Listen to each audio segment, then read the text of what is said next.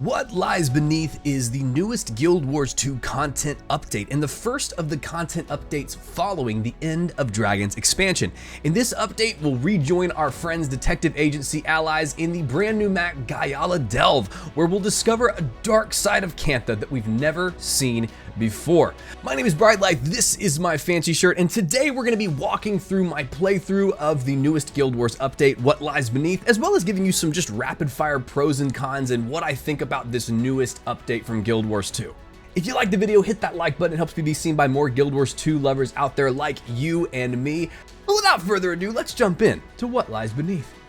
Now, obligatory spoiler warnings here, although not too many spoilers, and you'll see why in a second, but we are going to be walking through the story that we have in front of us. If you don't want to have that, you can go check out one of my other Guild Wars 2 videos. I'll link those in the description down below, but let's jump right in. All right, new Guild Wars 2 content. Now, y'all, I gotta be honest with you, Guild Wars 2 content is my drug, and I'm worried for my health.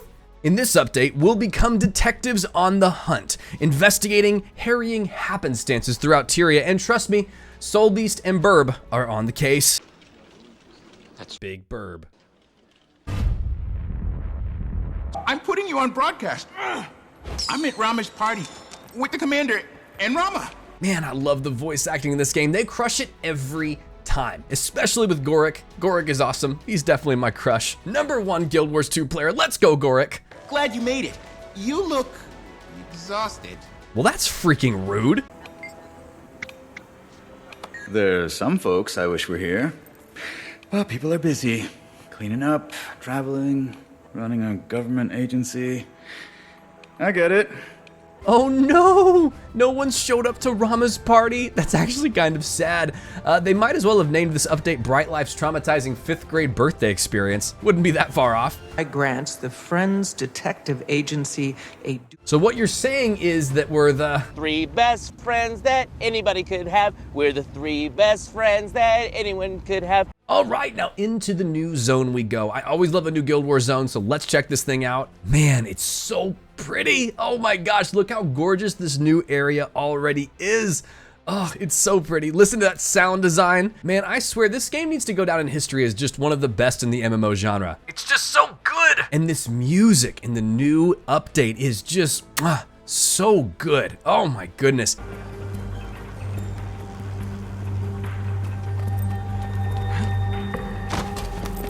It's shrouded in mystery, it's sort of creepy, a lot like my mother-in-law, but Guild Wars 2 always crushes it when it comes to new zone ambiance, and I'm so happy that they've continued to crush it here.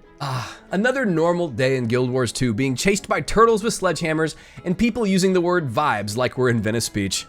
Oh, the vibes of this place are all wrong. Ooh, look guys, we're fighting zombies in this game, which is sick, except these zombies have guns. Coral wouldn't have stood a chance. Once again, I am drawn distinctly to the scientific fact that this game is purty. Oh, and the combat still slaps. It's so good. Okay, so new area, new mechanic. We've got these air filters. I get 30 charges of these, and I have to use these in the mine or else I'll die. And in fact, when I run out of these, I have to go get new ones. Initially, I always like new mechanics, but I am wondering, just like in the back of my mind, is this gonna get really old and really tedious? We'll find out. I'll let you know in the video as I kind of decide. Oh no, so it turns out I have not done the End of Dragons story on my Soulbeast. Don't judge me. So unfortunately, the detective crime fighting duo of Soulbeast and Burb have to stop, but don't worry, we have a substitute, and it's our guardian. And now that we've transformed from beautiful ranger and bird pair to West Loop Chicago hipster, we can continue our journey. Okay, so I actually really like this. So I'm in this mine, and over the intercom, I'm getting these other voices over the intercom, and I really like this mystery. We don't know where the voices are coming from. We don't know if they're bad guys or good guys, and I'm not gonna lie, I'm definitely getting drawn into this story, which I can't say for every Guild Wars expansion and update. Sometimes the Guild Wars stories do fall a little bit flat, but this one is definitely holding my interest, and it makes me excited to see where this one goes. Nice job, ArenaNet. And mad props to the voice actor here who just absolutely sends it. Okay, so I'm back with my thoughts on the air filter thing, and I gotta say, it's really kind of tedious. At first, it's a really cool mechanic, but as I go through, I have to refill these kind of often. It's like every 20 minutes or so, I have to refill it, and it doesn't really add anything to the gameplay, in my opinion. There's nothing here that makes me feel like this race against time is really helping my gameplay experience. It just doesn't feel the best. So I'm gonna say tedious for the air filter thing. I wish this was just like maybe a one-time upgrade and done. But hey, on a positive note, what great combat this game continues to have, and they continue to capitalize on it. Guild Wars 2 really rewards you for paying attention to the combat, and it's not mindless, which is very, very nice. This is going a little slow, but I would follow Goric all the way to the ends of this flat Earth. Oh, you think the Earth is round? Well, let me just tell you about the... Yo, okay, I really like this. So right now, we're kind of revisiting our quote-unquote failures as a character throughout the entire Guild Wars story. This is really cool. The encounters that we're having right now through this shade or whatever the heck this thing is, it's feeding on our character's guilt. This is sweet. It's making me feel things and think things, and that is the sign of a good story. Okay, very genuinely cool encounter. I really like that the storyline was interwoven in with a really solid and engaging fight. However, I will say, just like I found in my State of Guild Wars 2 video, that there were just too many waves of the same thing happening. I kind of maintained that one of Guild Wars' biggest weaknesses is they take these encounters that are really cool and punchy, and they just draw them out to be a little bit not too long, but too tedious. There were 3 platforms, and each of them had 3 waves each of basically the same enemy in between the boss fight. It's just tedious, and it doesn't really add anything. I think that if each platform only had 1 wave of ads and the ads were maybe a little bit different, I would just have a better experience overall. It's a really minor thing, but it's definitely there. And now I have to wait for them to do something? Okay, no worries. I guess I'll do the meta event while I'm here. This map does have a very large meta event that goes on, and I do love meta events in the Guild Wars 2 maps. It makes me feel like I'm a part of a thriving community. I freaking love them. I'd marry them if I could. Okay, so in we go, and that was an absolutely fire encounter. That was awesome. So the same boss that we killed in the story, we now have to do on a meta event level, and there are 3 platforms, so your big map team has to split up to kill the bosses, and the rewards are freaking awesome. There's so much money to be made, and I'm really excited for the story to continue. Shoot. Okay, so some really helpful folks on the map just told me that the story is over for now, and we don't really know from ArenaNet when the next story chapters are gonna come out. It just kind of ends, and you're sitting on this wait for the team to continue. Oh man, see, that's really, really, really disappointing. I just looked up on the Guild Wars Twitter and forums, and there's nothing really there about when this story is going to continue. Guys, that's a big fumble from ArenaNet in my opinion. I am certainly okay with a progressive, time-gated story, but man, with no communication on when that time gate is going to be lifted, that's just really not good.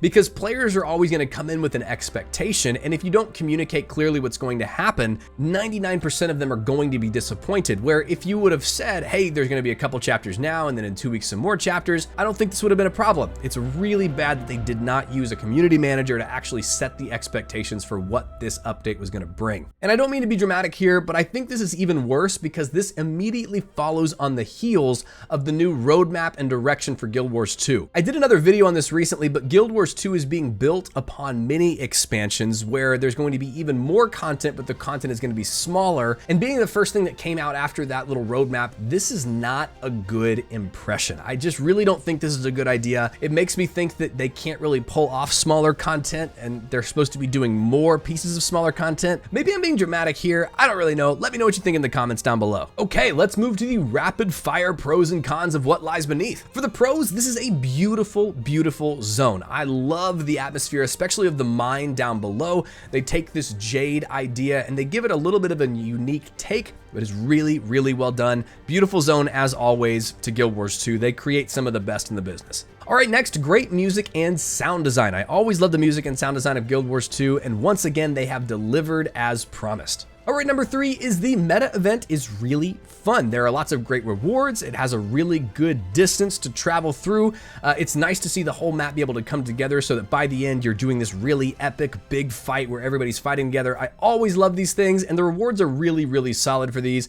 Great job with this. This definitely reminds me of like the Heart of Thorns meta events. Perfect. And then lastly, what there is of the story is really engaging, well told, and well voice acted. I really believed all the characters that they were going through. I was engaged and interested in what was going to happen next. And I guess part of me is a little bit disappointed that I don't have the rest of the story because I'm actually really excited to see where the story goes. All right, let's move over to the cons. The update is really small. My playthrough with stopping to take notes on this thing lasted like an hour and a half, which is super short for an MMO. I think that if I wasn't trying to create video content off of this, I maybe would have had an hour and 20 minutes worth of content.